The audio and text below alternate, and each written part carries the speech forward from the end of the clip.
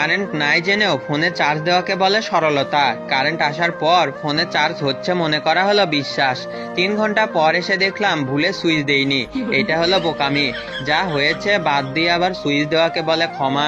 Switch দেওয়ার সাথে সাথেই আবার কারেন্ট যাওয়াকে বলে মন ভাঙা। কারেন্ট আবার আসতে দেরি হবে ভেবে ফোন সাথে নিয়ে বাইরে যাওয়া হলো কনফিডেন্ট। 3 ঘন্টা পর বাসায় এসে শুনলেন বেরিয়ে যাওয়ার পরপরই কারেন্ট এসেছে। এটা হলো কাটা ঘায়ে নুনের ছিটা। আবার তাড়াঘড়ি করে চার্জে লাগানোর সাথেই কারেন্ট যাওয়াকে বলে ছ্যাঁকা। কারেন্ট আসতে পারে ভেবে 3 ঘন্টা বাসায় বসে থাকা হলো অপেক্ষা। 3 ঘন্টা অপেক্ষা করে নিজের ওপর বিরক্ত হয়ে মন খারাপ করাকে বলে ডিপ্রেশন। মোড়ে কারেন্ট আছে, ওখানে চার্জ দেওয়া যাবে ভেবে বাসায় থেকে বেরিয়ে যাওয়া হলো বিকল্প ব্যবস্থা।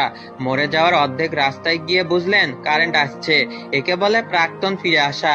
বাসায় যাবেন কিনা মরে যাবেন, এটা চিন্তা করা হলো কনফিউশন।